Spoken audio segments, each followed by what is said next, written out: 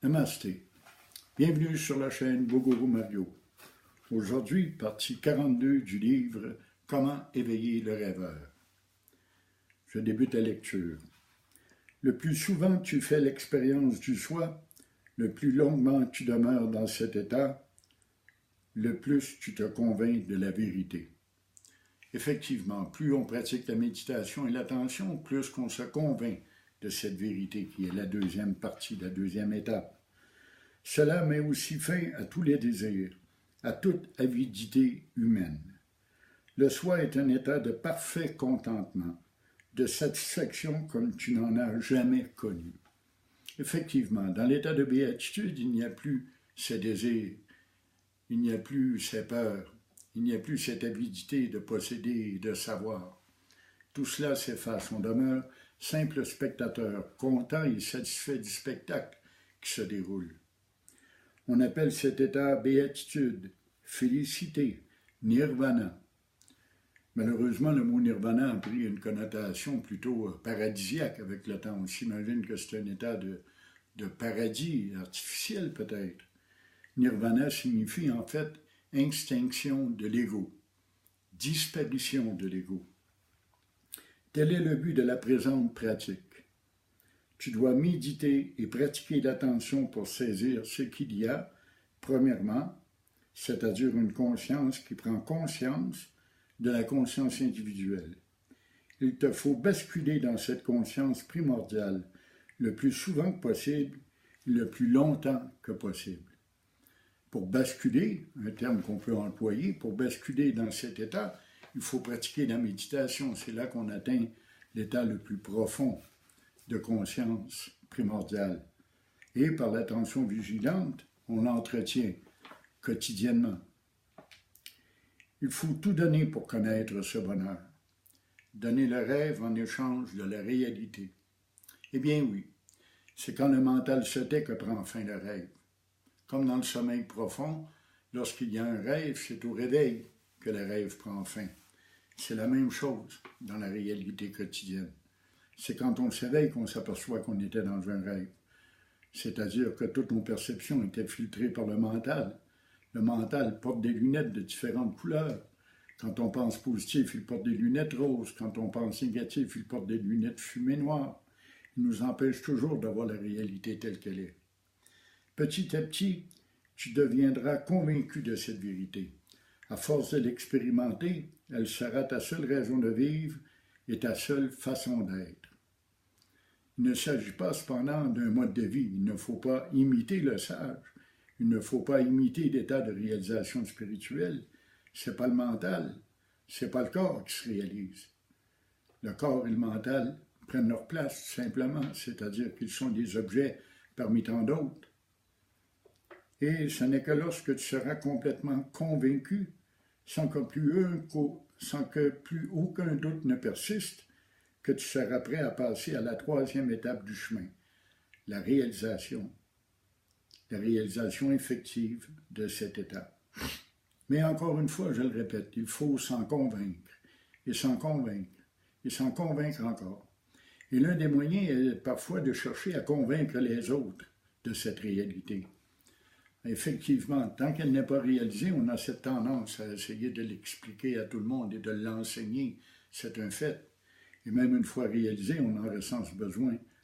Tout cela vient confirmer notre conviction profonde de la réalité. Cependant, ne travaille pas à écarter les doutes qui se présentent à ton esprit. Voilà qui est curieux. Pourquoi ne pas écarter les doutes? D'ailleurs, ils seront nombreux. Bien des gens considèrent ces doutes comme de sérieux obstacles dressés sur leur chemin. Mais c'est le contraire. Quand un doute apparaît, il est un signe que tu n'es pas encore complètement convaincu. Donc, les doutes ont aussi leur utilité sur le chemin de réalisation spirituelle. Sur ce point, soulevé par le doute, il reste donc encore du travail à faire et c'est ton devoir de le faire. Car effectivement, il est de notre devoir de nous réaliser spirituellement. C'est pour ça qu'on a pris naissance dans ce corps et dans ce mental, dans le but de trouver notre vraie nature. Rappelons-le, Dieu joue à cache-cache avec nous. Dieu se prend pour un être humain, c'est un peu la réalité. Cherche les réponses à chacune de tes questions. Ne laisse jamais une question en plan. C'est très important. Quand tu te poses des questions, il faut que tu y trouves les réponses, peu importe quelles qu'elles soient. Tu peux, grâce aux enseignements que je véhicule par mes vidéos, trouver de nombreuses réponses et tu peux me faire parvenir tes questions si tu le désires. Mais tu peux chercher également dans les nombreux volumes qui existent. Il y a d'excellents, mais vraiment d'excellents livres sur l'Advaita Vedanta et sur la pratique de la voie directe. Même si tu doutes de la réponse que tu apportes à ce moment-là, même si tu sais qu'elle n'est peut-être pas la vérité, réponds-y tout de même. Vaut mieux s'accrocher à une demi-vérité que de s'accrocher à un doute. Il faut donc toujours apporter des réponses à nos questions, quitte à changer plus tard pour quelque chose de supérieur. Tu changeras de réponse plus tard quand tu auras trouvé une vérité plus conforme. Les doutes seront des poteaux indicateurs et te montreront le chemin à suivre. Les doutes ne sont donc pas inutiles et ils sont normaux dans la pratique. Avec le temps, ces doutes disparaîtront complètement, ou presque. Le chemin et la vérité seront clairs pour toi. Il te restera à rendre tout cela réel, c'est-à-dire à le réaliser. Tu remarqueras qu'il te sera de plus en plus difficile de vivre dans le mensonge de ce monde. Et effectivement, quand tu reviendras dans l'ego, dans le mental, quand tu te laisseras emporter par tes désirs et tes obsessions, par tes peurs et tes doutes, la souffrance sera plus grande. C'est difficile à vivre, je sais. On a l'impression de tomber très bas. Effectivement, plus qu'on monte haut, plus que la chute est difficile et pénible. Sans cesse, tu remarqueras les faussetés autour de toi, et vivre ainsi te sera presque insupportable. Encore une fois, c'est une grande vérité qui est ici exprimée. Plus qu'on atteint vers la réalisation, plus qu'on atteint l'état d'éveil fréquemment, plus la vie semble pénible. Nous sommes entourés de mensonges, nous sommes entourés d'illusions, entourés de chimères. Et vivre dans cela devient pénible quand on est éveillé. Mais ce n'est qu'une étape. Sans cesse, tu remarqueras les faussetés autour de toi. C'est bien important de le remarquer. Il se peut aussi que tu aies alors tendance à l'isolement et la solitude. Cette envie viendra, le besoin de s'isoler, le besoin de vivre dans une plus grande solitude, le besoin de se fermer aux autres, dans le but de s'intérioriser à soi-même. De plus en plus, tu auras le goût de te retirer dans la nature, de ne plus prendre part à l'activité de ce monde et aux relations sociales. C'est là un signe évident que tu es sur la bonne voie. Eh bien oui, lorsque nous avons le goût d'être solitaires, lorsque nous avons le goût de nous isoler en quelque sorte du reste du monde, c'est un bon signe.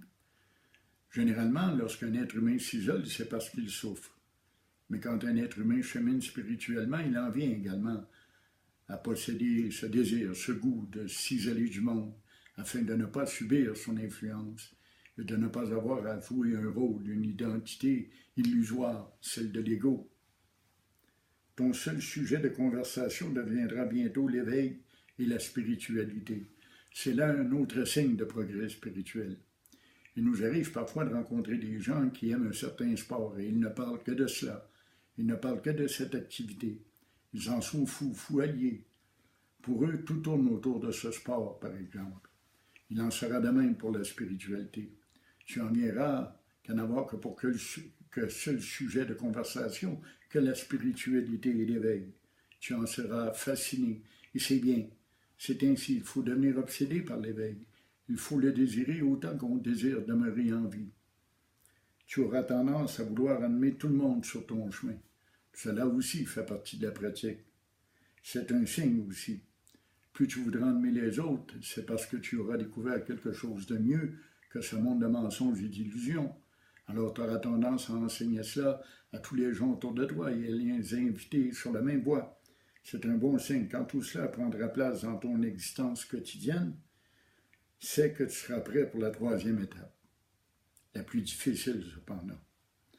Alors remarquez bien, quand ton seul sujet de conversation sera l'éveil et la spiritualité, quand tu auras le goût de la solitude et de t'isoler pour vivre ta méditation et ton éveil quotidien, Et quand tout cela prendra place dans ton existence quotidienne, c'est que tu seras prêt pour l'étape suivante, la troisième étape.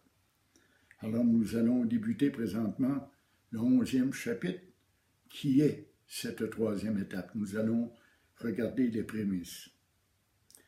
La troisième étape est simple. Elle consiste à rendre réel ce que tu as appris et ce dont tu es maintenant convaincu. Voilà le point essentiel. C'est aussi simple que ça. Tu as commencé par apprendre, par savoir, et tu en es venu à la connaissance, par l'expérimentation de la méditation et de l'attention vigilante. Par après, en deuxième étape, tu as commencé à te convaincre de cette vérité, à te convaincre jusqu'au point qu'il n'y ait plus aucun doute à son sujet. Cela devient une vérité constante. Alors maintenant, il reste à la rendre réelle, à la vivre à plein temps. Mais attention, encore une fois, il ne s'agit pas d'un mode de vie.